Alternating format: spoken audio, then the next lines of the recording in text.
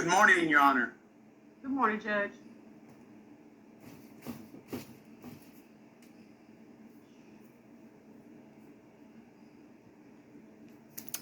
Good morning, Judge. Or Good late morning. morning. Good morning.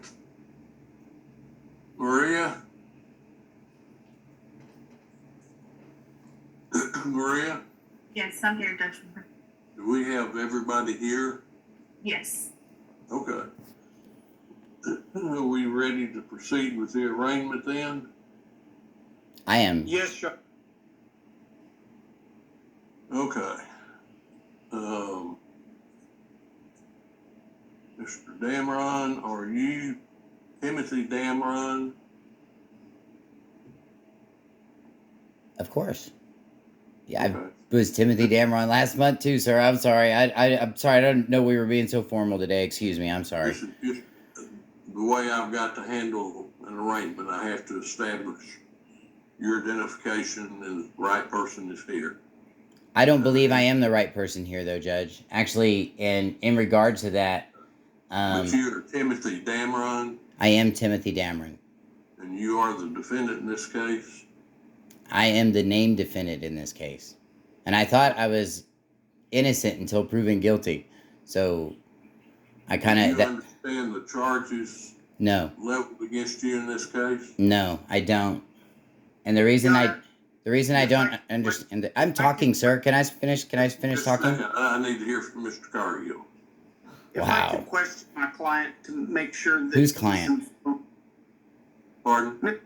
Mr. Damron, when he asked you, are you... Whose client? Who, hold on, sir. Whose client are you? Who are you representing today? Because I don't know you. I've appointed Mr. Cargill to represent you. I don't consent to that, Judge. And you know, I this is kind of all of a sudden just Okay, well, sprung up on me, Judge. Let's back up a little bit and go over what's happened here. What- You say that you would like to have an attorney. Well, that was last month, Judge. This month, I was doing some reading, and see, last month when we talked, you told me that Miss Sessions doesn't have to answer anything that I file, and I filed a motion to dis. Wait. Let's talk about the attorney first. Well, I'm getting to that. Do you want an attorney to represent you in this case? No. You don't. I don't believe it's necessary, Judge. And the reason I say that is That's been a change from the last time we got together when you told me you did want an attorney. Well, and we talked about you filling out I don't affidavit. And did I fill out that affidavit, Judge? I didn't fill out the affidavit, Judge. You gave me a 5-day deadline, and obviously we didn't do that. So, Mr. Damron, the court reporter can only take one person at a time. yes, sir. So when I'm talking, you do not talk. Yes, sir. You understand that? I stand under that, sir. Okay. Now, last time you told me you did want an attorney. Now you're telling me you do not want an attorney. Let me be clear, Judge. What I told you last time is that I am having a hard time hiring an attorney. You insisted that I might be indigent. I told you I'm not indigent and that I don't qualify for that for that. And the real issue that we have is that the last time I spoke, I'm sorry, sir. I'm sorry. I didn't mean to make you roll your eyes at me, and I really apologize for that. I'm not trying to disrespect you in any way, sir. I'm just trying to have a conversation with you. I'm getting a little frustrated. And Now, Judge, while I'm talking, you do not talk. okay. Let me finish, So okay? when's the part where I get to finish? The last time we talked, Okay. you told me that you'd been trying to hire an attorney, That's right. that you could not find one that would take your case, except for one who wanted to charge you $10,000.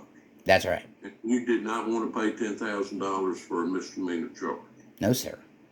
Then we talked about the possibility of getting a court-appointed attorney. And we agreed that we would send you did tell me that you didn't think you would qualify, but in an attempt to get you an attorney, I had the court coordinator send you an affidavit, which I think you said you'd fill out and send back, but you never did. So, You gave me 5 days to consider that, Judge, and I took that So- consideration, Judge. let me finish. Yes, sir. So what I did, sometimes in these sort of situations, defendants will tell me they do not want an attorney to represent them. They want to represent themselves. This appeared to me to be somewhat different than that situation, because you told me you did want an attorney. Well, You couldn't get one. okay. So I could finish that. Can I finish that? Go ahead, sir. Wait just a second. Sorry, sir. Since we did not get the financial affidavit back, I'm in kind of a quandary. You I agree. have not waived the right to an attorney. You said you wanted an attorney. You did not send the financial affidavit back, so I couldn't make any sort of determination whether or not you qualified as an indigent. I'm not indigent, Judge. But out of an abundance of caution, I went ahead and appointed somebody to represent you, with the idea that when we get through, if you are financially able to repay Houston County for the cost of that attorney, that's what I would order. But now you're telling me you do not want an attorney. No, sir. Are you telling me now that you want to represent yourself? Here's what I would like to explain, uninterrupted, please. What you told me in our last hearing is that Miss Session was not required to answer anything or any motions that I file on the court. Still talking. And you kind of made it look like the only way I'm going to be heard in this court is if I hire an attorney. But then I read Article 1 of the Bill of Rights, Section 13, and I found two discrepancies. Number one, it talks about excessive bails and fines. The bail on this case is $5,000. The maximum charge on a Class A misdemeanor is $4,000. So I do believe that this bond has been excessive. And it also says that all courts shall be open and every person. Will you listen to me? I was still talking, Judge. I have been listening to you, Judge. You're talking about completely irrelevant stuff. We will get to that stuff. You have filed motions. I will hear those motions. Okay, so now, Judge. What we have to do right now is get through an arraignment. Okay. Once we get, that's the first thing that happens. Yeah. Okay. After we get through an arraignment, then we can proceed to the other stuff. Okay. Now, let's stay focused. All right. Let's talk about that arraignment, Judge. Let's talk about my question. Judge? Do you want to represent yourself? Yes. I don't want your friends in here representing me. I don't know this guy. He hasn't even called me. And I'm just supposed to automatically just trust these people? You know, the last judge... You're telling me that you want to waive your right to an attorney and Nope. represent yourself. I'm telling you that the statute of limitations under Texas Criminal Code 1201 have expired on this, Judge. That's what I'm telling you. We will hear that. You filed a motion. I will hear that. No, I'm going to file a mandamus, Judge. Right now, and I do not want argument on it right now. I want to get through an arraignment. Okay. Well, once we get through an arraignment, let's do that, Judge. We can take your other stuff up. All right, Judge. Here we go. You ready? Here we go. Are you telling me that you want to represent yourself? Yes. And I'm entering in a special plea of double jeopardy as described under Article 2705, sir. That is my plea today. That is my plea for arraignment, sir. Under 2705, that is permissible. We have not gotten to a plea yet. So I need to tell you, since you told me you want to represent yourself, I need to ask you some questions, because in my opinion, you need an attorney. You have not gone to law school, have you? Is that required, Judge? Because it says that they're supposed to be open to all the courts, Judge. That's not the question I asked. Have you gone to law school? Wow. I have studied. I know some things, Judge. Okay. So you have studied some law, Just a but little you have bit. not gone to law school. Is that correct? That's correct, Judge. Okay. Do you know what the Texas rules of evidence are? Yes, sir. Do you know what the Texas rules of civil procedure are? Yes, sir. Do you know that the Texas rules of civil procedure do not apply to criminal cases? The Texas rules of criminal procedure don't apply to criminal cases? Did you say that? Is No, that I what you said said? the Texas rules of civil procedure do not apply to criminal cases. That's correct. I know that, Judge. They only apply to civil Okay. matters. Okay. Do you know the difference between a civil case and a criminal case? Yes, sir. And what are we doing? What? Are we in? I'm confused. Which court are we in? Are we in court number 1, or are we back up in felony court again? We are in the county court at law for a misdemeanor charge. Okay. And an arrest that Do happened do 3.5 years ago. how, do you know what voir dire is? I know it's Latin, Judge. Well, do you know what it is? Yes, Judge. I know what it is, and I can go look it up too, Judge. It's not like it's any big secret. It's all Google So now. you don't know what voir dire is. Do you know how to exercise strikes when selecting a jury? Nope.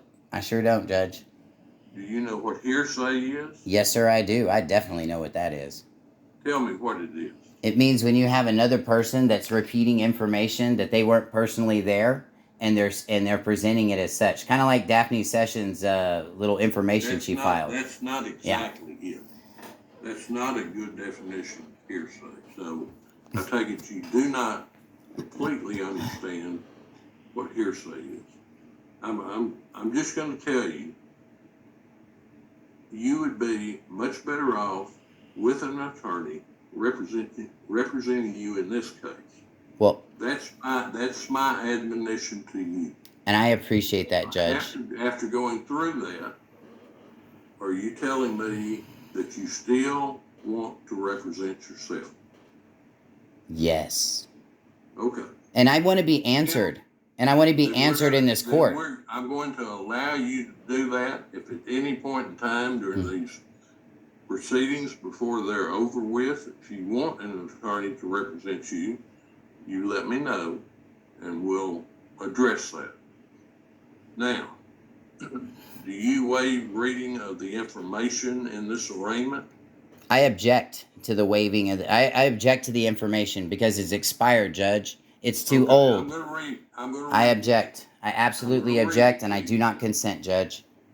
In the name and by authority of the state of Texas, I, Daphne Sessions, County Attorney of Houston County and said state, and defendant, on the written affidavit of Jerry Kalin, a competent and credible person herewith filed in the county court of law in the county of Houston and the state of Texas, do present unto said court that on or about the 16th day of October 2019, and before the making and filing of this information in the county of Houston and state of Texas, one Timothy Dameron, defendant, did then and there intentionally and knowingly possess a usable quantity of marijuana in an amount of 2 ounces or less, and it is further presented in and to said court that the defendant committed the above offense in, on, or within 1,000 feet of a playground, to wit,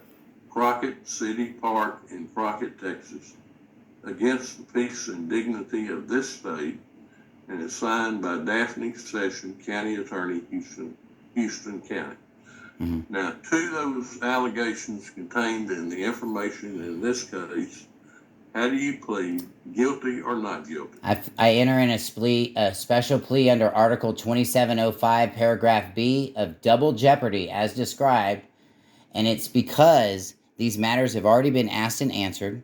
They are beyond the statute of the limitations, Judge, and I had 0.03 grams. Mr. Damron, I need a plea of guilty or not guilty. I just gave you a plea, Judge. Will you give me a plea of guilty or not guilty? Judge, I gave you a plea that's permissible. Are you Okay, forcing? I'm gonna enter a plea of not guilty for you for the purposes of this arraignment.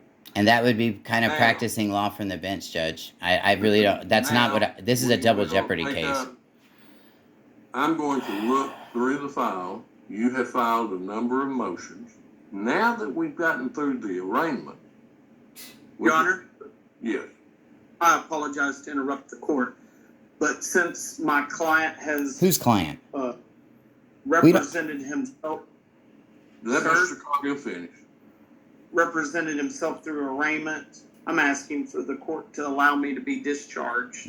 I'm going to take that up in a second. I will allow you to be discharged if you will get me an order, and then I will get with Maria on compensation. Okay? Thank you, Your Honor. Okay. I'll go through and figure out what motions have been filed. I'll get with Maria. We'll set a date for hearing on those motions.